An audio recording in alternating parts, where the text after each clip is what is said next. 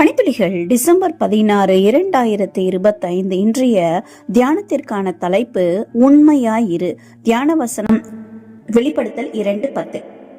ஆகிலும் நீ மரண பரியந்தம் உண்மையாயிரு, அப்பொழுது ஜீவ கிரீடத்தை உனக்கு தருவேன்.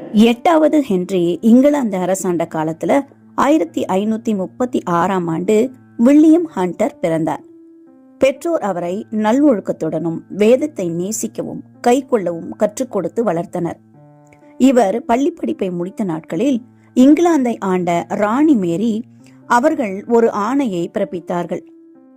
இது இவர்களுடைய ஆணையின்படி மக்கள் அப்பத்தை வணங்கும்படி, அதாவது கர்த்தருடைய சரீரமாக கருதப்படுகிற அப்பத்தை வணங்கும்படி கத்தோலிக்க சாமியார்களால் வற்புறுத்தப்பட்டனர். அப்பம் பரிசுத்தமாக்கப்பட்டவுடன் கிறிஸ்துவின் மெய்யான சரீரமாக மாறுகிறது என்றும் இவர்கள் போதித்தனர். இந்த சூழ்நிலையில வில்லியம் இதை எதிர்த்து தவறு என சொன்னதும் அல்லாமல் அதை வணங்கவும் மறுத்தார்.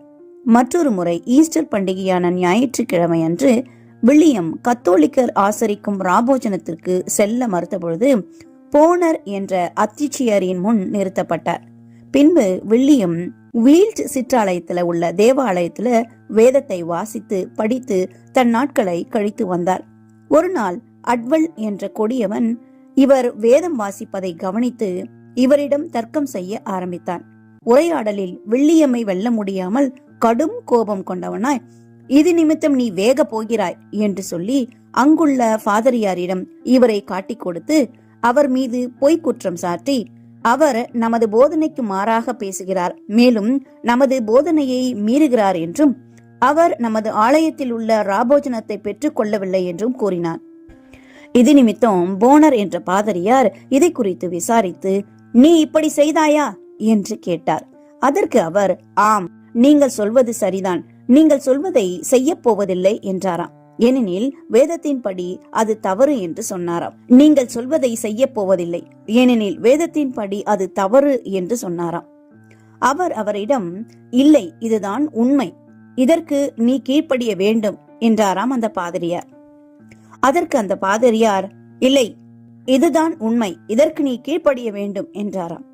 உடனே வில்லியம், முடியவே முடியாது, நான் கிறிஸ்துவைத்தான் தொழுது கொள்ளுவேன், அப்பத்தை அல்ல என்றாராம். எத்தனையோ வாய்ப்புகள் கொடுக்கப்பட்டும் வில்லியம் உறுதியாய் இருந்தபடியால் அவரை மரத்தில் கட்டி வைத்து தீயிட்டு கொளுத்தினாராம். தீ பற்றி எரியும் பொழுது, ஆண்டவரே, என் ஜீவனை எடுத்துக்கொள்ளும், இவர்களை மன்னியும் என்று குரல் எழுப்பினாராம் வில்லியம் மரண பரியந்தம் உண்மையாயிருந்தார். வெளிப்படுத்தல் 2:10 கூறுகிறது, ஆகிலும் நீ மரண பரியந்தம் உண்மையாயிரு, அப்பொழுது ஜீவ கிரீடத்தை உனக்கு தருவேன் என்று.